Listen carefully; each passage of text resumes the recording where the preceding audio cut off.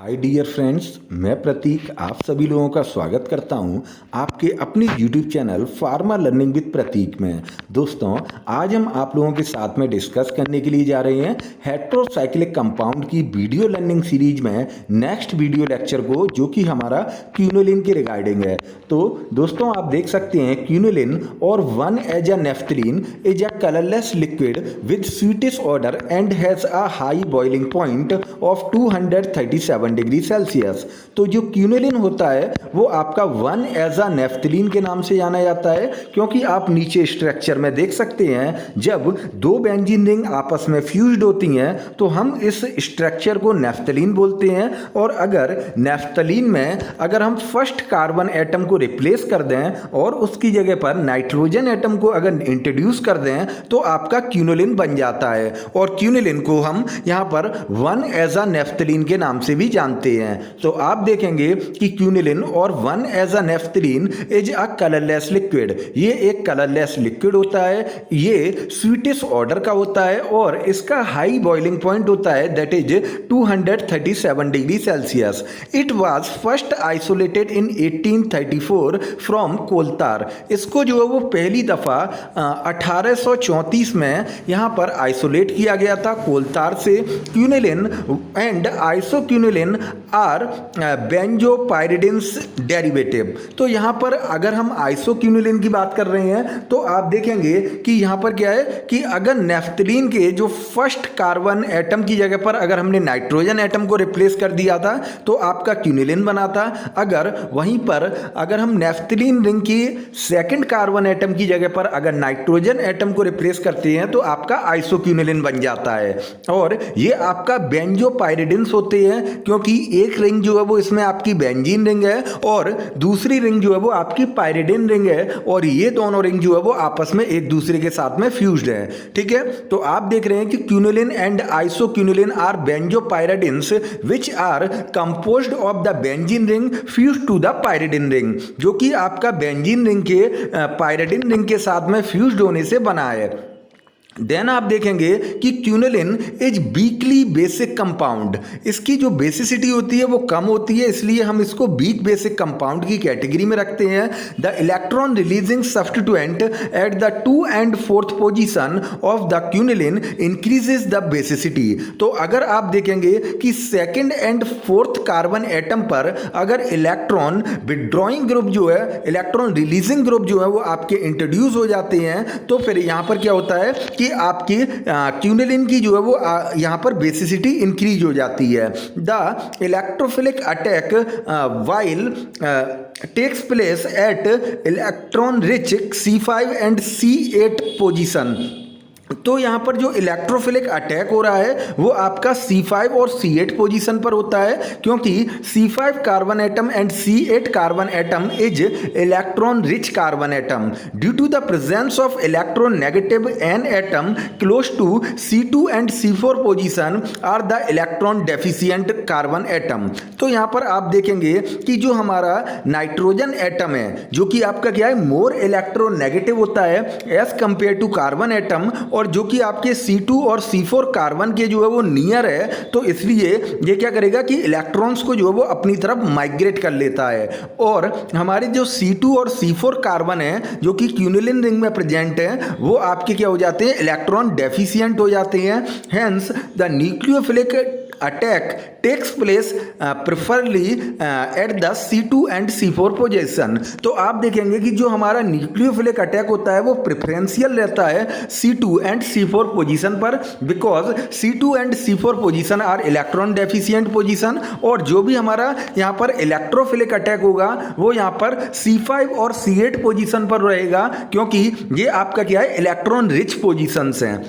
तो ये हमने आपके साथ में यहाँ पर डिस्कस किया, यहाँ पर इसका इंट्रोडक्शन पार्ट क्यूनोलिन का। Now we will discuss with you about the chemical synthesis and method of preparation of quinoline. तो फर्स्ट मेथड ऑफ प्रिपरेशन में आप देख रहे हैं कि स्क्रैप सिंथेसिस। तो स्क्रैप सिंथेसिस के बारे में हम बात करेंगे। When aniline concentrated sulphuric acid glycerol and a mild oxidising agent are heating together quinoline is formed. तो जब हम यहाँ पर पर एनिलीन को कंसंट्रेटेड सल्फ्यूरिक एसिड और ग्लिसरॉल के साथ में हीट करते हैं in the presence of mild oxidising agent, तो ये यहाँ पर क्या देते हैं हमें जो है वो क्यूनिलिन जो है वो दे देते हैं। The reaction begins when the glycerol is first dehydrated by concentrated sulphuric acid to acrolein. तो इस रिएक्शन के प्रारंभ में यहाँ पर ग्लिसरॉल जो है वो आपका डिहाइड्रेटेड होता है और आपका एक्रोलिन जो है वो फॉर्म कर लेता है। एनिलिन इज देन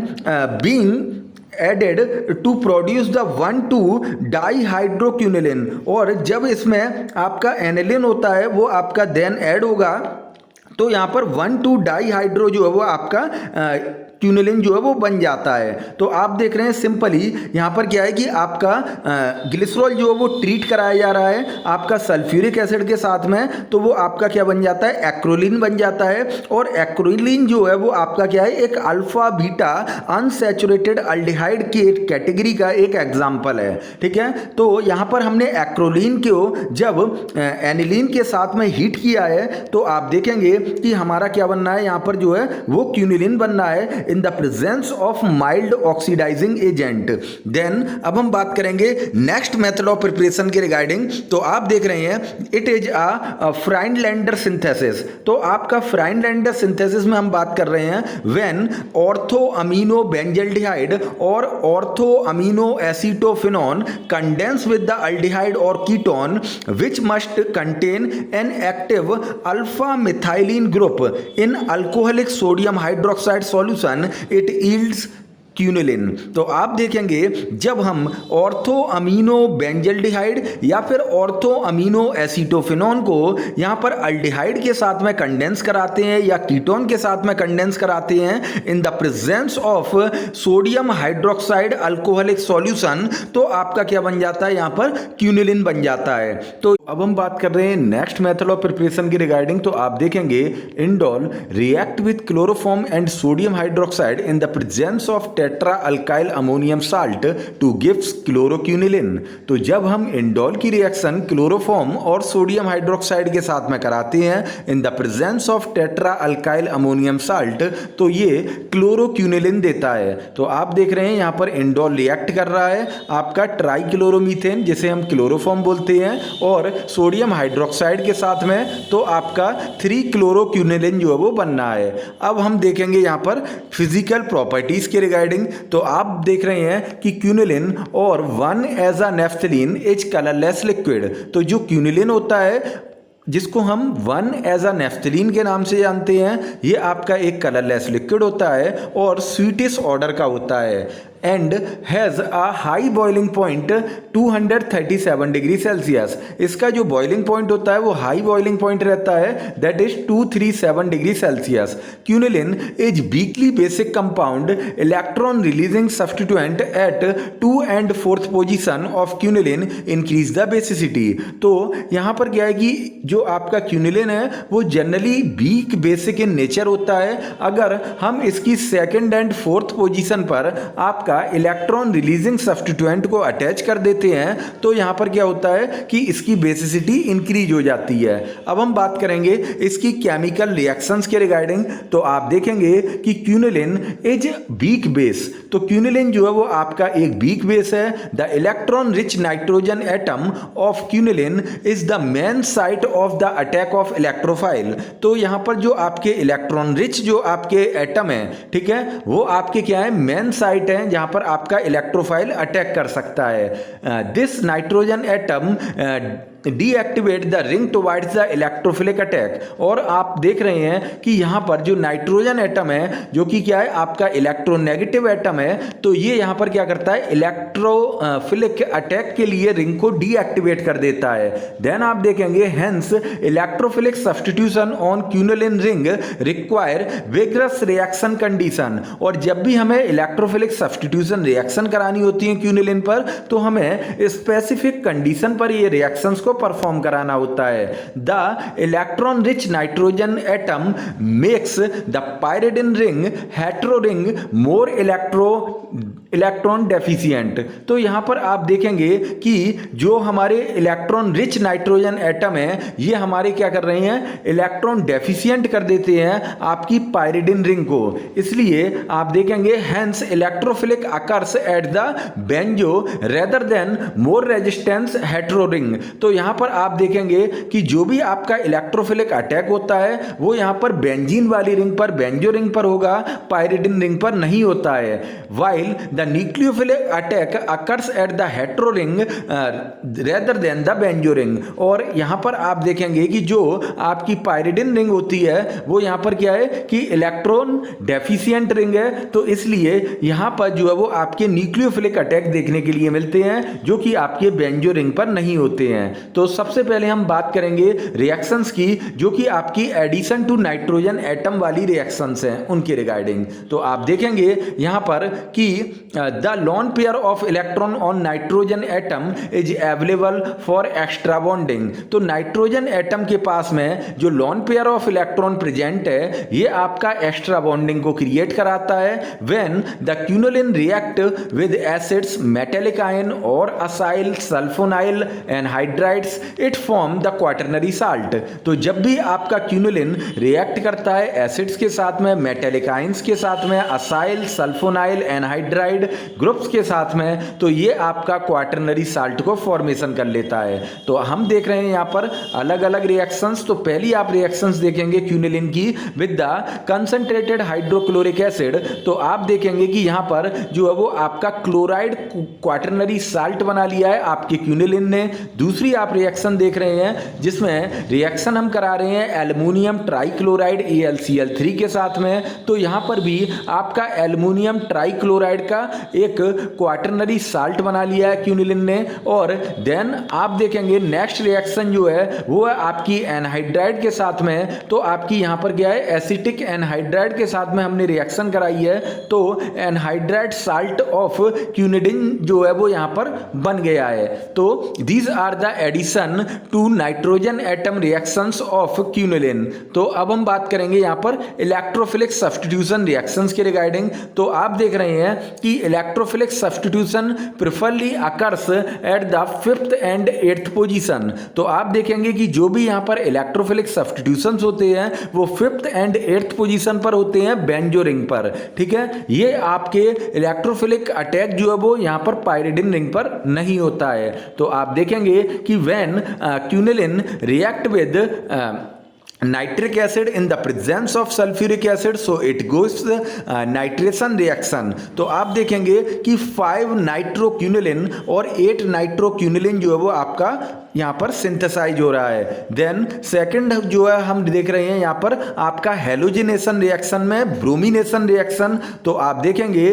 कि when quinoline react with bromine in the presence of AlCl3, so it gives 5 bromo quinoline and 8 bromo quinoline. Then आप देखेंगे next reaction that is a sulphonation reaction. So when quinoline react with sulphuric acid at 90 degree Celsius temperature, so it gives 5 quinolin sulfonic acid and 8 quinolin sulfonic acid।